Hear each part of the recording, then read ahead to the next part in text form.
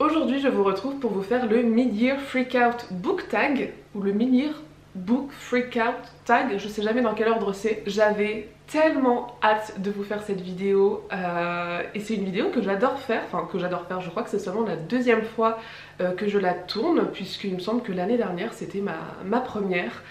Et comme le nom l'indique, il s'agit d'un petit bilan de mi-année qui revient sur les temps forts de nos lectures jusqu'à présent. Et comme je vous disais, j'avais tellement hâte de vous faire cette vidéo parce que j'ai eu un début d'année 2022 incroyable en termes de lecture et ça fait plaisir parce que Dieu sait, et pas que Dieu d'ailleurs, hein, tout le monde sait que cette année 2022 a été compliquée pour tout le monde, je pense. Et bah mine de rien, ça fait un bien fou de pouvoir se plonger et se réfugier même, je dirais, dans la lecture et de trouver des pépites. Et vraiment, ce début d'année 2022, je n'ai pas arrêté d'enchaîner les lectures excellentes. Et voilà, je n'avais qu'une hâte, c'était de revenir là-dessus et de vous en parler. Forcément c'est des titres que j'ai déjà mentionnés sur ma chaîne, mais j'aime bien revenir sous forme de tag sur, voilà, sur ces lectures qui ont marqué mon début d'année. Alors je ne sais pas si j'ai les questions exactes parce que j'ai repris mes questions de l'année dernière que j'avais un petit peu bidouillé, je crois que j'en avais laissé quelques-unes de côté, mais là il me semble que j'en ai rajouté, donc je sais pas si c'est dans le bon ordre, mais bref. L'important c'est de répondre aux questions, peu importe dans quel ordre elles sont. Alors déjà, petite préface peut-être, comme je l'ai déjà mentionné auparavant. Ce début d'année 2022 pour moi a été vraiment placé sous le signe de la SFFF en lecture parce que c'est ce qui me fait le plus m'évader, c'est ce qui me divertit le plus et c'est ce qui me réconforte le plus. Et finalement, quand je regarde un peu mes statistiques de l'année dernière, et par exemple ça se voit, ça se voit dans mes meilleures lectures de l'année 2021, finalement j'avais quand même pas mal de titres qui étaient soit des classiques contemporains, soit de la littérature blanche, ou enfin bref, l'année dernière j'ai quand même lu un bon ratio de livres qui ne relèvent pas du genre de l'imaginaire. Et j'ai terminé l'année un peu chaotiquement et avec cette envie et ce besoin de retrouver, voilà, des univers qui me font du bien. Et finalement avec la dégringolade qu'a été 2022 hein, au vu de l'actualité et bref de toutes ces choses qui sont très difficile. Je me suis plongée à fond dans la SFFF parce que voilà, c'est ce qui me fait le plus de bien. Et j'ai beaucoup lu selon mes critères, puisque là je vous filme cette vidéo, on est le 30 juin. Mais incroyable, j'ai pas fait exprès d'ailleurs, mais voilà, on est vraiment pile à la moitié de l'année. Et j'ai lu 40 bouquins, ce qui est énorme pour moi, parce que ça veut dire que si je continue comme ça sur la seconde moitié de l'année, forcément je lirai à peu près 80 livres, ce qui ne m'est jamais arrivé de ma vie tout entière. Mais merci les lectures géniales que j'ai faites. Et avant de rentrer dans le vif du sujet et des questions surtout, je tenais à remercier le sponsor de cette vidéo avec qui j'ai déjà collaboré il y a quelques mois, vous vous en souvenez peut-être, il s'agit de Cambly. Cambly, c'est une plateforme de cours d'anglais en ligne qui dispose donc d'un site internet et d'une application mobile qui va vous permettre de prendre directement vos cours en visio avec des tuteurs et des tutrices dont l'anglais est la langue maternelle et qui se trouvent absolument partout dans le monde. Comme vous le savez, moi j'ai déjà pris des cours avec Cambly et ce que j'adore c'est que vu qu'ils sont vraiment spécialisés en anglais, vous allez avoir un immense éventail de choix déjà en termes de tuteurs et de tutrices. Et ça vous permet vraiment de personnaliser énormément de choses. Vous allez pouvoir choisir l'accent que vous souhaitez pratiquer. Peut-être que vous allez en Écosse pendant les vacances et que vous avez besoin de vous familiariser à cet accent qui est bien spécifique. Peut-être que vous préférez un accent d'Afrique du Sud ou d'Australie.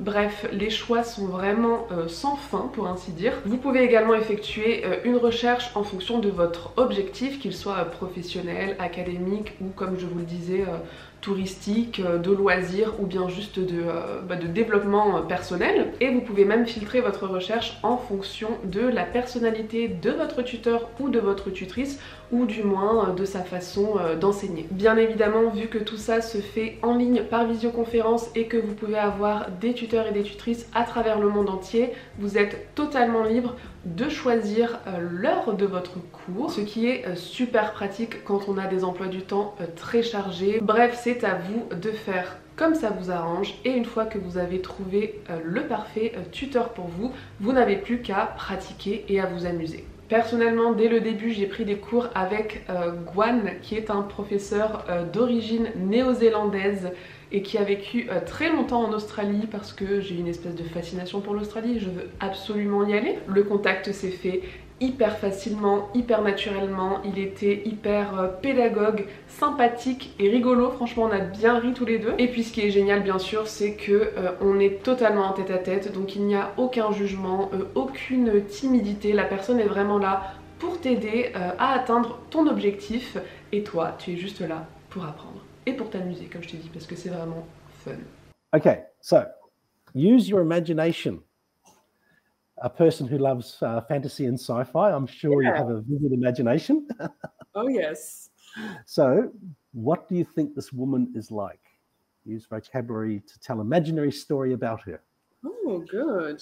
Voilà, si vous aussi vous avez envie de tester Cambly, n'hésitez pas à vous créer un compte sur leur site via les liens qui seront directement dans la barre d'infos. Vous bénéficierez d'un cours d'essai gratuit de 15 minutes et de 50% de réduction sur votre abonnement annuel. Donc, n'hésitez plus. Et maintenant, il est temps de parler lecture. Et on va commencer avec la première question du tag qui est: quelle est ta meilleure lecture de l'année jusqu'à présent? Comme je vous le disais, j'ai fait vraiment beaucoup de lectures, genre toutes plus incroyables les unes que les autres. Et ça va être difficile de pas trop faire de doublons dans cette vidéo, mais je pense que mon expérience de lecture que j'ai préférée cette année, c'est forcément Blackwater de Michael McDowell, cette saga familiale fantastique, légèrement horrifique en 6 tomes qui a été publiée sous forme de feuilleton par Monsieur Toussaint Louverture. Donc on a eu un tome tous les 15 jours pendant tout le printemps. Non seulement c'est une histoire que j'ai adorée, que j'ai trouvée assez unique en son genre, j'ai adoré la plume de l'auteur, bref, j'ai tout aimé de ces livres, mais en plus, cette espèce de petit, je sais pas, de petit piment de savoir que t'as un tome tous les 15 jours, un peu comme une série finalement, comme un feuilleton, ça a rendu cette expérience de lecture encore plus délectable, je trouve. La meilleure suite que j'ai lue pour le moment, je pense que je dirais sans hésiter le deuxième tome de la trilogie Rempart de M.R. Carré, donc les épreuves de colis. Pareil, je vous ai déjà parlé de ce livre, mais plus j'avance dans cette histoire et plus je la trouve brillante, plus je la trouve intelligente, bien construite et vraiment originale. Et pareil, je l'ai déjà dit 100 fois, mais j'avais bien aimé le premier tome, mais je l'avais trouvé assez lent à démarrer. Je lui avais trouvé quand même quelques petits défauts de rythme. J'avais vraiment attendu la fin avant de me sentir à 100% embarquée. Et donc je me suis lancée dans ce deuxième tome avec l'espoir de ne pas retrouver ce côté un petit peu laborieux au démarrage en tout cas. Et j'ai vraiment pas été déçue, je trouve que le rythme est super bien maîtrisé dans ce deuxième tome. J'ai adoré retrouver les personnages qui prennent en ampleur, qui prennent en profondeur. J'ai adoré retrouver ces enjeux aussi qui s'approfondissent au fur et à mesure. Bref, vraiment un super bon moment de lecture, je l'avais dévoré en 4-5 jours. Oui, pour moi c'est dévoré. Hein. Trop bien, j'ai vraiment hâte de lire le troisième tome. Et un petit quand même shout out au quatrième tome aussi de Blackwater, La Guerre, qui a pas mal divisé ce tome parce qu'il est très différent. Il se passe après des événements pour le moins incroyables qui se produisent dans le tome 3. Et il y a un changement de ton, il y a un changement de Tout est très différent, mais je l'ai adoré. Je pense que c'est mon préféré de la saga Blackwater. Une sortie de 2022 qui me tente, mais que je n'ai pas encore lu. Écoutez, je sais même pas comment je suis tombée sur ce livre. Je me souviens que c'était sur internet, en me promenant, je ne sais même plus ce que je faisais. Mais il y a un livre de Frances Hardinge qui est sorti il y a quelques mois, et moi je l'ai appris il y a genre quelques semaines à peine. C'est La lumière des profondeurs, donc c'est sorti chez Gallimard Jeunesse.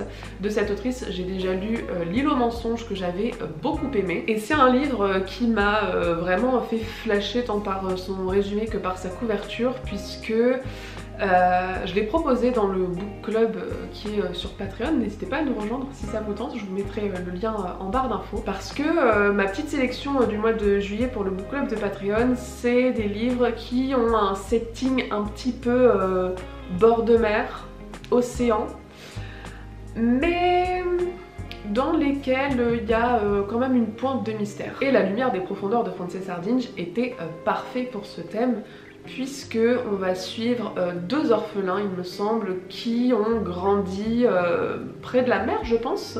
En tout cas sur des îles fictives. D'ailleurs on a une trop belle carte à l'intérieur du livre, je l'ai déjà acheté d'occasion, j'attends juste d'aller le chercher en point relais. Bref, en tout cas, il y a apparemment un trésor caché dans les abysses, et eux ils vont essayer d'aller le chercher, mais ils vont déterrer des secrets qui feraient mieux de rester enfouis. Bref, j'ai pas besoin d'en savoir beaucoup plus. J'ai vraiment très envie de ce genre d'histoire en ce moment là pour l'été qui arrive. J'ai envie de quelque chose de... je sais pas, j'ai envie de mer et de mystère. Donc je n'ai pas encore lu ce livre, mais ce sera fait sous peu, je pense. Ensuite, une sortie de la deuxième moitié de l'année que j'attends avec grande impatience. Là je peux vous en citer deux. J'ai très hâte de pouvoir lire le prochain roman de Tiffany McDaniel, L'été où tout a fondu, qui n'est d'ailleurs pas son prochain roman, mais c'est une prochaine parution en français chez Gallmeister. C'est en fait son premier roman. Je sais pas s'il avait jamais été édité en français ou si c'est une réédition, mais vous savez que j'ai lu Betty l'année dernière qui m'a bouleversée, traumatisée, mais que j'ai adoré malgré tout. Et je m'étais dit qu'il fallait vraiment que voilà, je reste à l'affût de ce qu'allait faire Tiffany McDaniel, et je suis très contente de voir que son premier roman sort enfin chez Gallmeister, et je vais le lire dès que possible. J'ai beaucoup de choses à lire cet été, par contre je me suis grave emballée, mais très hâte. Ça sort en août il me semble, et un petit peu plus tard dans l'année, il me semble que c'est en septembre, on a le nouveau roman de Émilie Carbalec qui est publié chez Albin Michel Imaginaire. Comment il s'appelle déjà? Ça s'appelle Les Chants de Nuying, je pense que c'est comme ça que ça se prononce, je ne suis pas sûre. Ça sort le 31 août et la couverture est magnifique.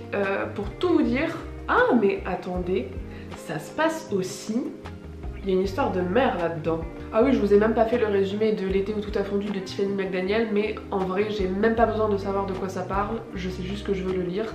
Et le prochain, Émilie Carbalec, donc de cette autrice, j'avais lu Quitter les monts d'automne, je sais pas, ça doit faire 2 ans peut-être maintenant, que j'avais beaucoup aimé, j'avais adoré sa plume, que j'avais trouvé hyper poétique, hyper immersive, donc j'ai très hâte de lire son prochain roman. Et là apparemment on se trouve sur la planète Nuying, donc qui a donné son nom au titre. Située à 24 années-lumière du système solaire, elle a la particularité de partager de nombreux traits avec la Terre d'il y a 3 milliards d'années. On y trouve de l'eau à l'état liquide, son activité volcanique est importante, ses fonds marins sont parcourus de failles et comportent quantité de sources hydrothermales. Elle possède une magnétosphère et une atmosphère dense, protectrice. Tout cela en fait une bonne candidate pour héberger de la vie. La sonde Mariner a transmis des enregistrements sonores de Nuying, des chants qui évoquent par analogie ceux des baleines. Quand elle était enfant, Brume a entendu cet appel. Maintenant adulte, spécialisée dans le domaine de la bioacoustique, elle s'apprête à participer à la plus grande aventure dans laquelle se soit jamais lancée l'humanité, rejoindre Nuying au terme d'un voyage spatial de 27 années. Que va-t-elle découvrir là-bas? Une civilisation extraterrestre ou une remise en cause totale de ses certitudes? Ça a l'air trop bien, trop marrant. Il y a encore cette vibe un peu de mer quoi, et de mystère. On adore, totalement coïncidence, c'était pas fait exprès. Sujet qui fâche puisque je vous parle de ma plus grosse déception de l'année. Alors même si début 2022 a été full bonne lecture. J'ai eu quelques petites déceptions ou quelques petits couacs, des trucs auxquels je m'attendais pas forcément. Pareil, dont j'ai déjà parlé. Mais pour moi, vraiment dans le sens de déception, il y a ce côté où je m'attendais à quelque chose. En tout cas, on m'avait promis quelque chose et je ne l'ai pas retrouvé. Donc je peux pas vraiment vous parler de ces livres où juste ça l'a pas fait. En revanche, je peux vous parler... Ah, les dislikes sur cette vidéo, je les vois venir. Je peux et je vais vous parler de Nouveau Printemps, la préquelle de La Roue du Temps de Robert Jordan, que j'avais vraiment hâte de lire, à tel point que je l'avais mis dans mes livres à lire absolument en 2022. Bon, déjà c'est chose faite, très bien, bravo. Oui, je me fais une petite tape sur l'épaule. Mais oh, la déception de Nouveau Printemps, vraiment Enfin, c'est horrible à dire, mais éditorialement parlant, je ne comprends même pas l'intérêt de ce tome qui nous promet de nous parler de la jeunesse de Moiraine, de son apprentissage à la Tour Blanche, de sa rencontre avec Lan qui est devenu son champion, et de ce qui a fait leur relation telle qu'on la connaît des années plus tard dans le cycle principal de La Roue du Temps. Et franchement, je me suis ennuyée de A à Z.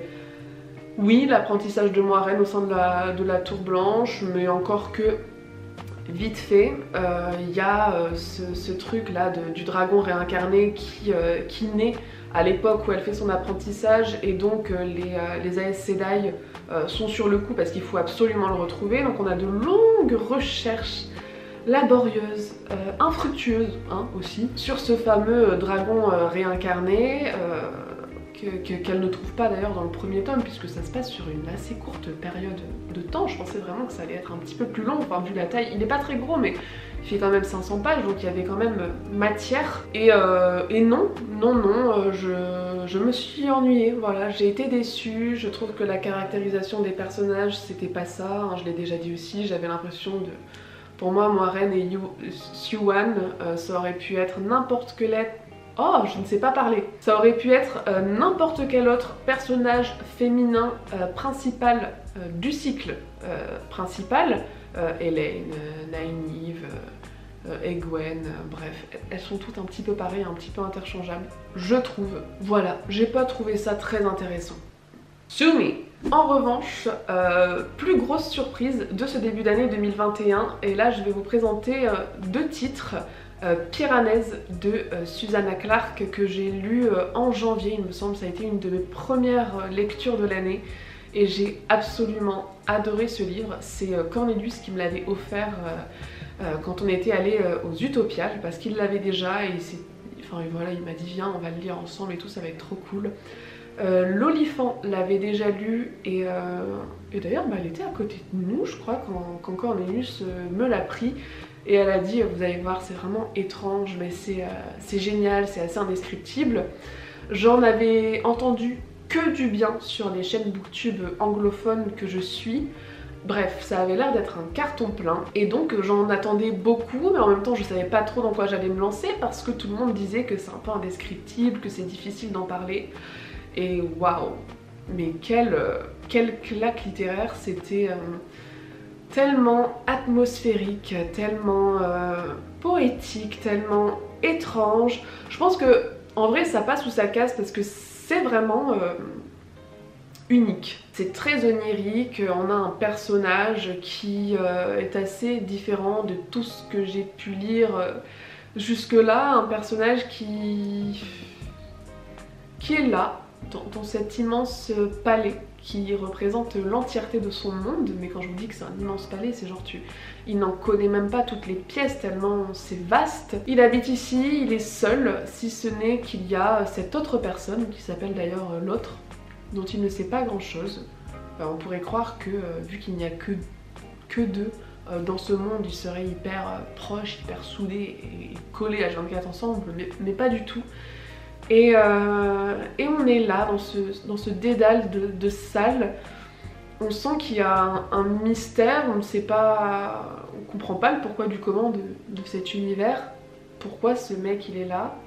Pourquoi ses journées se résument à pêcher, à écrire dans des carnets, Pourquoi cet autre cherche la réponse à un grand mystère, limite cosmique, enfin très bizarre, tout est très bizarre. Et puis il se passe quelque chose et il y a un twist à un moment donné. Et je ne vous en dis pas plus parce qu'il ne faut pas en savoir plus, je pense. J'ai adoré ce livre, c'était un coup de cœur, je l'ai dévoré d'une traite, en une journée.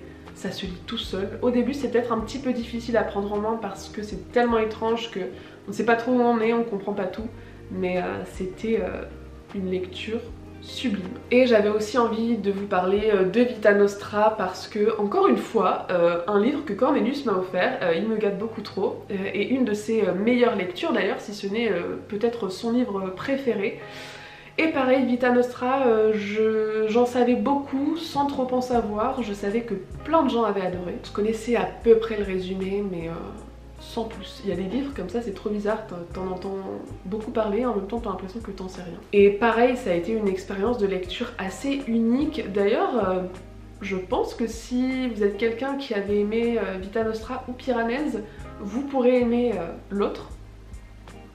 Inversement. Vita Nostra, c'était une expérience de lecture, encore une fois, bizarre, étrange, un peu qui fait réfléchir, avec des personnages pareils, qui sont hyper attachants, hyper... que j'ai adoré suivre en fait. Je veux pas m'étendre trop pour ne pas trop vous en dire, mais vraiment une expérience de lecture unique en son genre. Et ça fait 15 fois que je le dis, donc on passe à autre chose. Il rafle vraiment tous les prix, hein, vous allez me dire, mais si je dois vous parler de personnages préférés à propos desquels j'ai lu cette année, tout le panel de personnages de la saga Blackwater était mais vraiment délectable à suivre. J'ai adoré les adorer, j'ai adoré les détester par moments. Ils sont plus vrais que nature, ils sont complètement fantasques, ils ont des personnalités mais qui prennent une place mais énorme. Je sais pas comment ils ont fait pour ne pas s'entretuer ces gens parce que... Enfin encore que... Mais bien évidemment qu'ils sont parmi les personnages que j'ai préféré suivre cette année. Et encore une fois, les personnages de Collie, après j'arrête promis.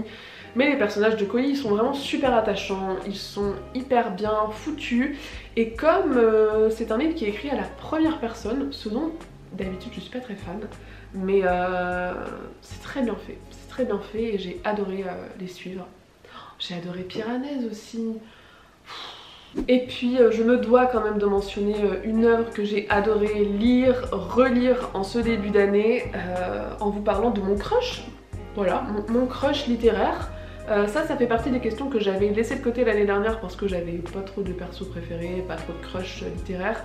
Mais Black Magic, Rowan, she's my girl.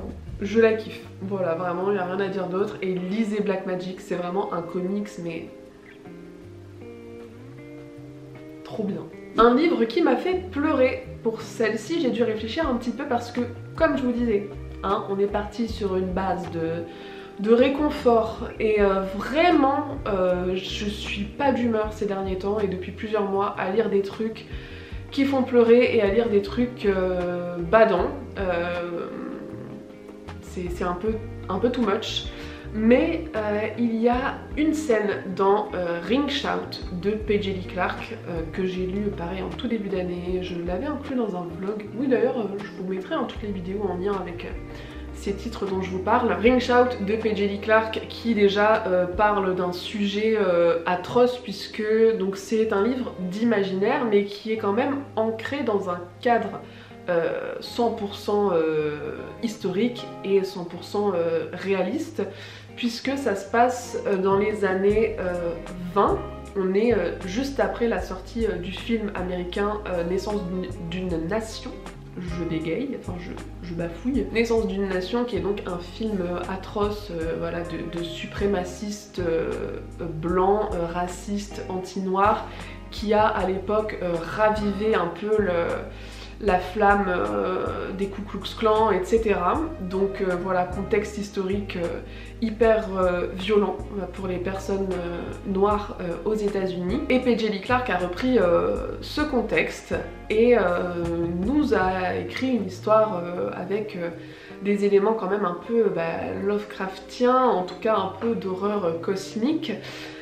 Et il nous a fait forcément une histoire avec des personnages principaux qui sont noirs, qui sont des femmes d'ailleurs pour la plupart. Et notre personnage principal, c'est une femme qui a subi dès son plus jeune âge la violence du racisme, et un racisme meurtrier, puisque sa famille a été complètement décimée. Elle s'est trouvée une famille de cœur, et c'est des femmes complètement badass qui essaient déjà de...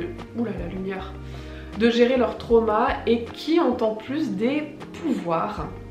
Et dans cette histoire, les membres du Ku Klux Klan sont aussi littéralement des monstres. Donc un peu type horreur cosmique. Bref, ça c'est un peu pour le pitch de base. Et sur la fin de Ring Shout, il y a vraiment une scène, mais d'une intensité et d'une émotion et d'une...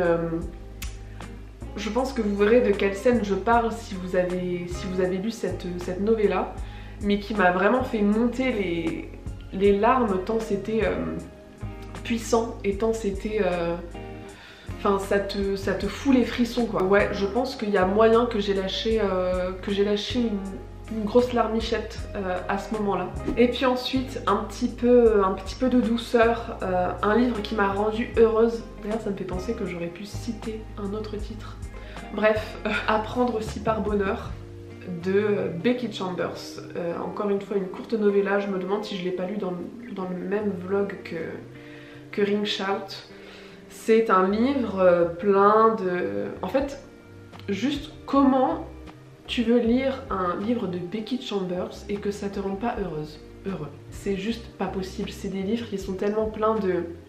à la fois, ouais, de sujets compliqués et difficiles, et je trouve que Apprendre si par bonheur avait un côté très mélancolique et très un peu triste, mais en même temps tellement plein d'espoir et avec des personnages mais tellement genre, oh t'as envie de les prendre dans tes bras, des personnages tellement incroyables, tellement humains, tellement bons, tellement pétris de peur et d'angoisse, mais en même temps de bonnes intentions et d'espoir pour l'humanité tout entière.